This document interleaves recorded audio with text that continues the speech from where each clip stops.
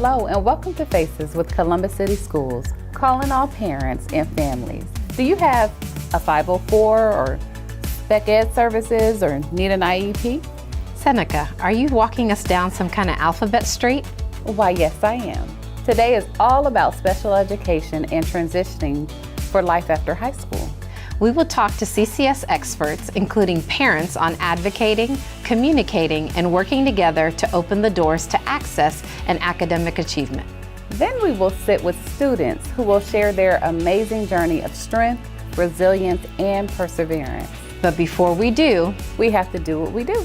Let's check in and connect with Columbus City Schools.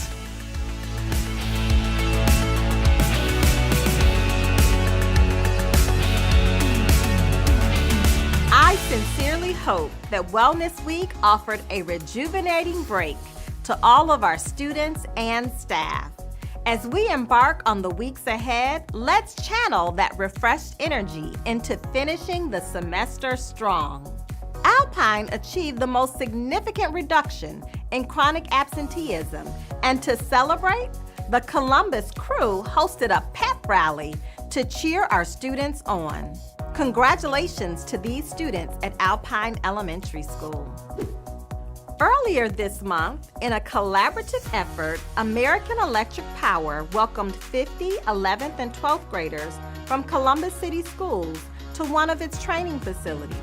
This insightful visit took place during National Apprenticeship Week and offered students a unique opportunity to explore the diverse career pathways within the company, apply for their apprenticeship, and gain valuable insights into their future professional journeys. Oakland Park and Westgate students recently got the chance to enjoy an enriching visit from authors Robbie and Matthew during a special event tied to the National Council of Teachers in English Conference right here in Columbus. The couple has been living and traveling the nation in a tiny home school bus, visiting Title I schools in all 50 states. As part of their inspiring journey, they generously distribute free books to both students and teachers. Students received a book written and illustrated by the couple during the visits.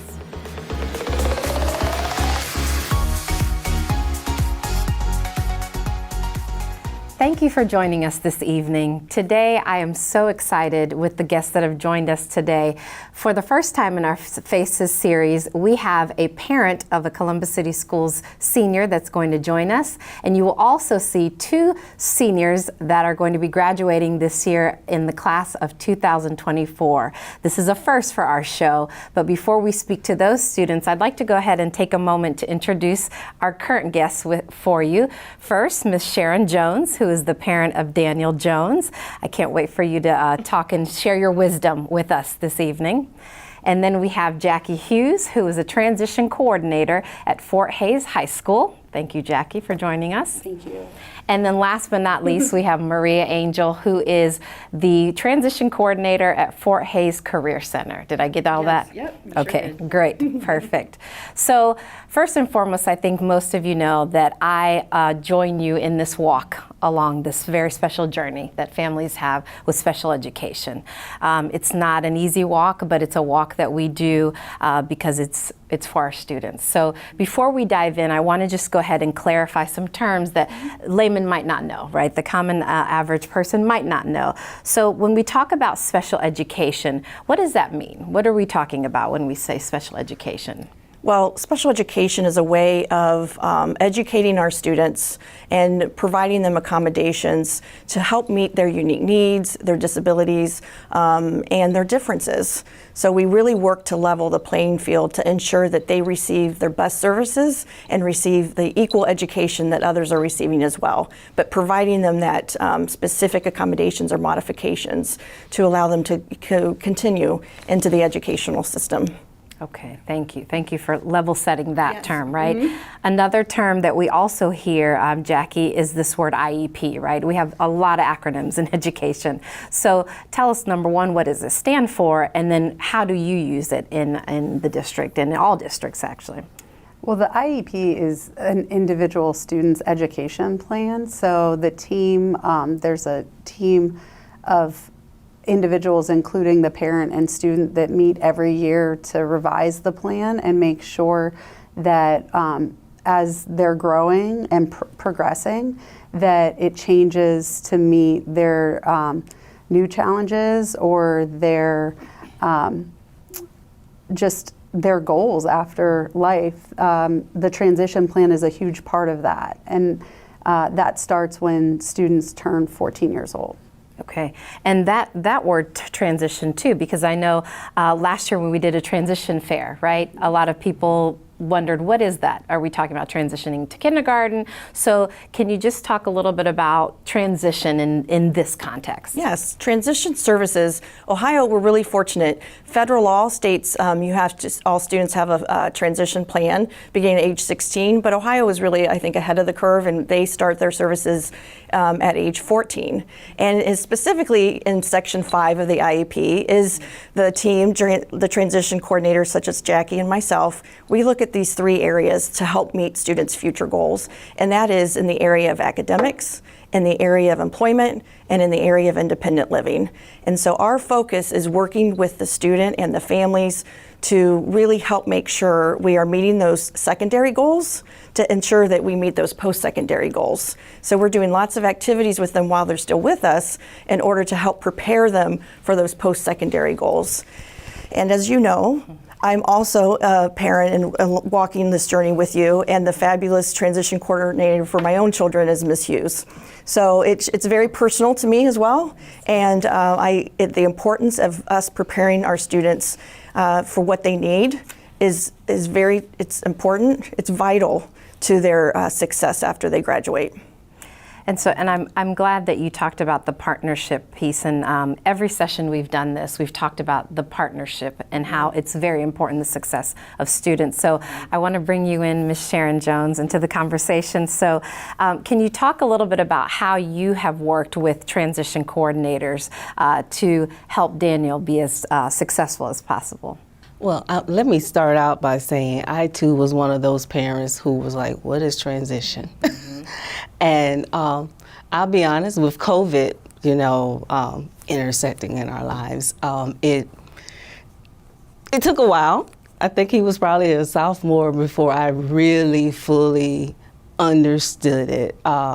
Miss Jackie would call me, and during the 9th grade when we were all, locked in and on Zoom calls and stuff, and I'm like, I was kind of a little disboggled because I knew he had his special needs, his IEP person, but I'm like, who is this person? Mm-hmm. And so once we came back in session, it clicked for me. So my experience it's been great. Miss Jackie she's awesome. She is awesome. Very awesome. She is that person that will be there. She's a phone call away if you have questions and things. So Daniel's journey it's been great. He's gotten connected with great resources.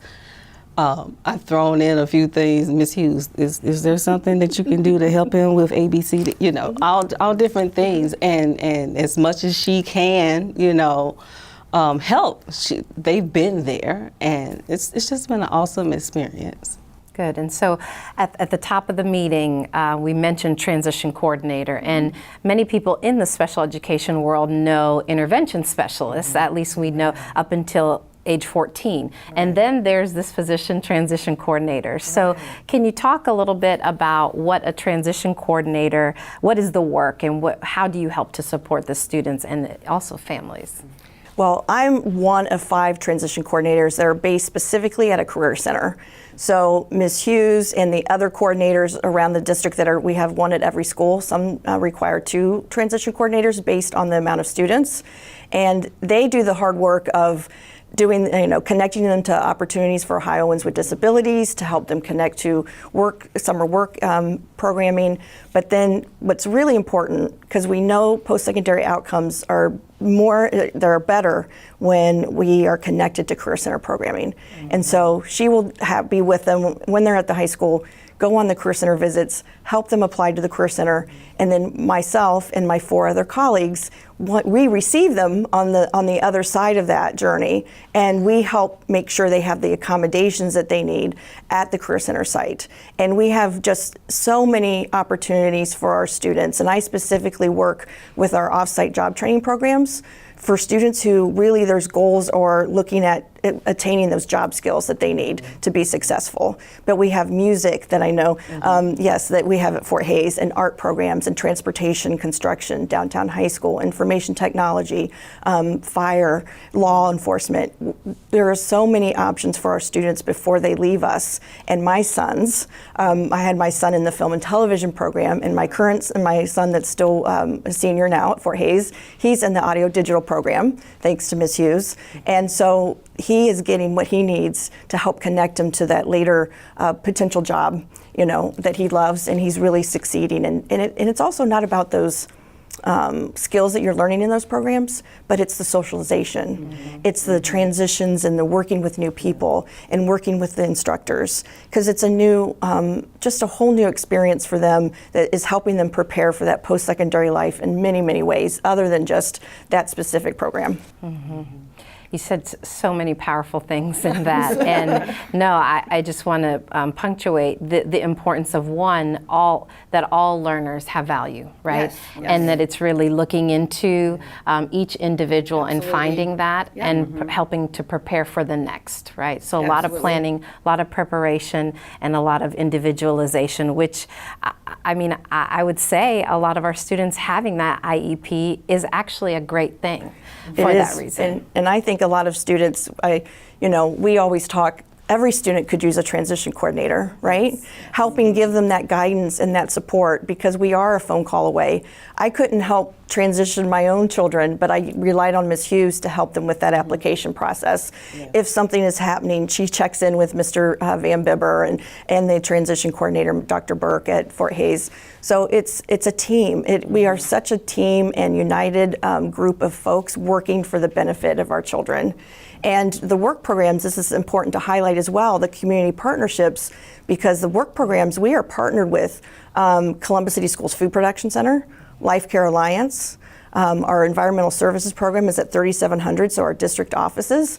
And then we have our amazing Ohio Health partnership with Riverside Hospital and Grant Hospital, doing fabulous work training our students, and just that partnership that they accept our students.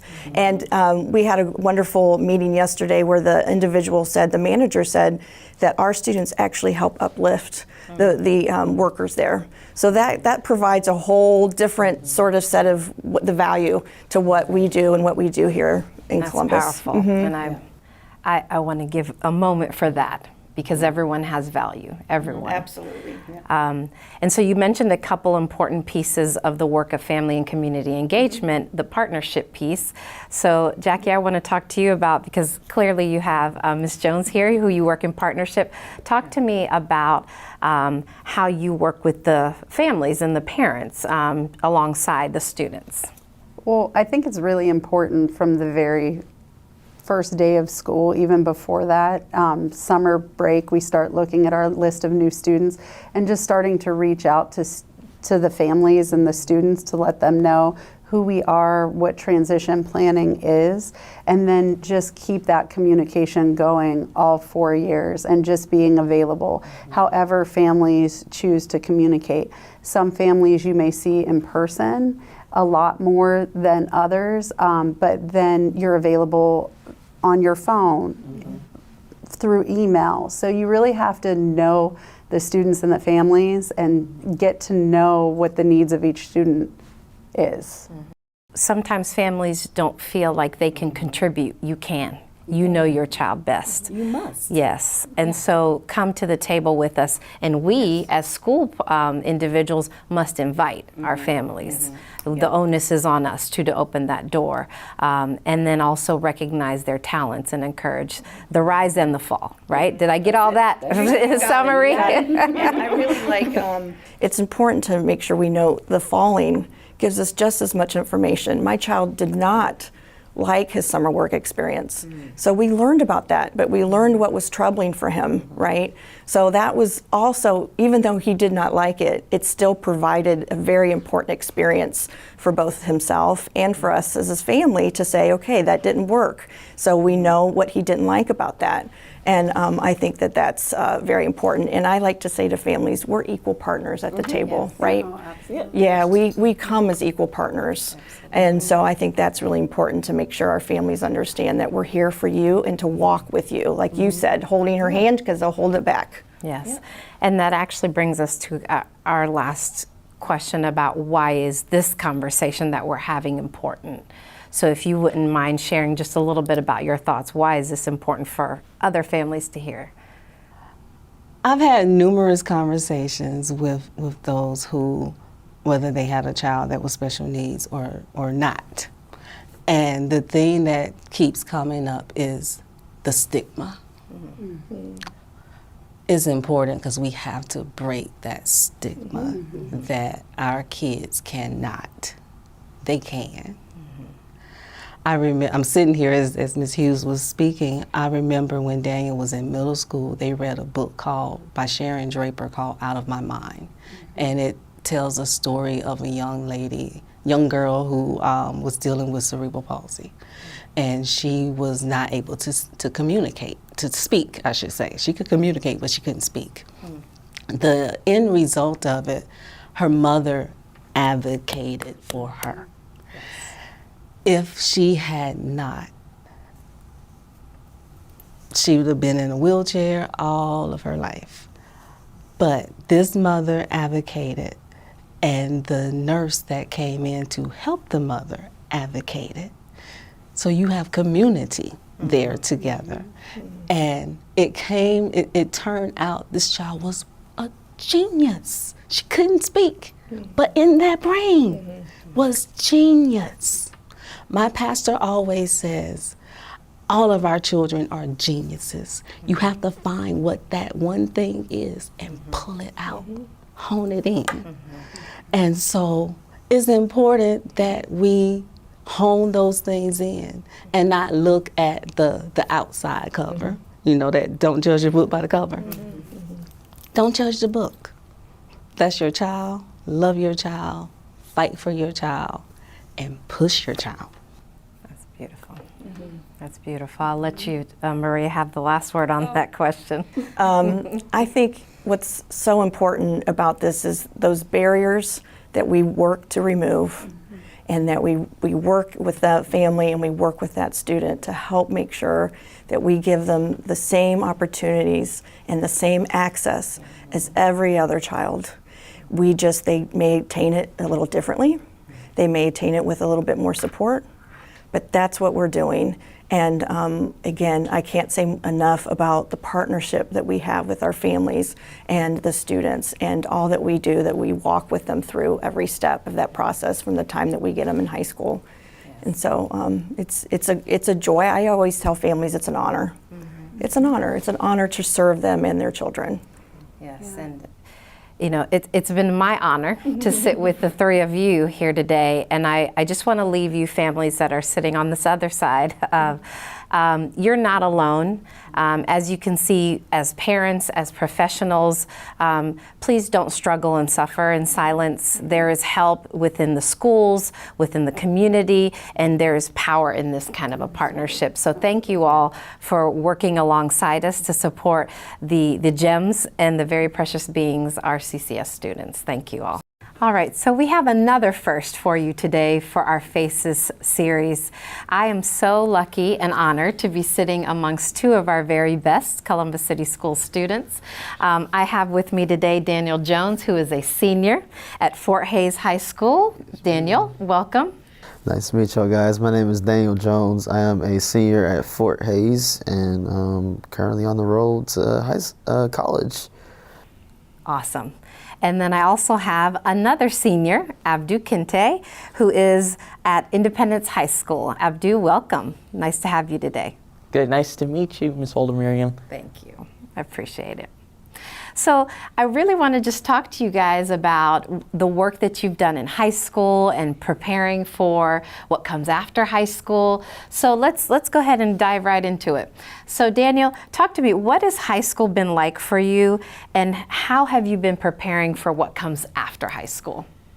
I'll tell you this, it's been a journey, especially during ninth grade when we were all during COVID, and it's definitely been a journey for me coming from out of middle school and transitioning into high school during COVID and trying to be on Zoom calls every morning. It got annoying to a point. I'll definitely say that, but it's the resiliency that we brought out from it, because us as seniors, and how we transitioned from middle school, because everybody was wilding out about COVID, and we just kept pushing and kept knocking down doors that weren't even opening. So I'll definitely say that. And me now thinking as I'm thinking back to my life when I was in 8th grade and I was trying to become a musician. I wanted to be a drummer at a church, and I'm now all of a sudden now getting these opportunities that's just flying by, and I'm keeping on opening those doors. I love that. You're making me, I'm beaming with pride on behalf of your mom too. So Abdu, what has high school been like for you? Have had lots of different experiences outside of school, and learned a lot of different work skills. That has helped me prepare for life after high school. It has been very helpful for me to learn these skills so I can get a good job after I graduate. Exciting, and I can't wait to see what job you get after high school. So how has, let me say, your transition coordinator, Mrs. Hughes, helped you while you've been in high school? She has definitely given me a lot of opportunities. I've gotten to go to a lot of college visits because of her. And I've gotten to experience a lot of different experiences, especially on account of about a couple weeks ago, I was able to participate in a flag football tournament, and we won a state championship in second place for that. And it was because of her that gave me all of those opportunities to keep pushing me, to keep inspiring me, and to keep pushing forward, you know. I love that. Thank you. She definitely given her a lot of credit. I'm sure you had a little bit of something to do with that though too, right? Yeah. I'm sure. Abdu, how about you? How has your transition coordinator helped you while you've been in high school? Ms. Chavers worked with me and my family to explain the Career Center job programs, took me on Career Center visits to the different work programs, and helped me apply to the Career Center. She also helps me work with opportunities for Ohioans and with disabilities for summer work experiences. Miss Angel helps me a lot, and other students. Once we get to Fort Hays Career Center, she makes sure we have the right buses and helps me get home sometimes when I have trouble with my bus. She visits our programs to see what we are learning and help us learn about being a good worker and appropriate behavior at our jobs. Thank you. Thank you so much. A lot of great work. You're very fortunate to have Mrs. Angel and Ms. Hughes, right, to work. But again, I'd also do give you credit and want to affirm the hard work that it takes to have gotten to where you are, right? It's not easy. So you talked a little bit about your work, but Daniel, can you tell me about some of the places that you've worked, and what have you liked about working at those places? My first job experience was in my sophomore year, actually, and I got to work being a functional training service, and I actually was on that job site, and for me it was kind of easy because all the work was like self-explanatory, and plus a lot of what I've learned at home and from other opportunities that I've been places to have, like, it's all connections to dots. And it brings us to the job that I was working at, and I was able to fly through the work easily. Now, my second job experience, which was this past summer, I actually got to work at the Hilton Hotel. And so it was definitely very much the same platform, except I was actually able to do stuff and move around. I got to be the king of the dishes one day. And yeah, I was see, I've been washing dishes for a long time, but I've never actually got to use a sprayer before. So I got to be the king of that and control that area. So definitely that was one of my biggest highlights there, was being the king there. And so I love to work. I love putting myself out there to you know, make sure we get the job done. Yeah, sounds like a good variety of different places, right? Definitely, Yeah. Abdu, I'd love to hear from you. What job experiences have you been able to have? I've worked at Life Care Alliance Environmental Services at 3700, and in the summer I worked at Giant Eagle. I have enjoyed learning different job skills and working in different environments.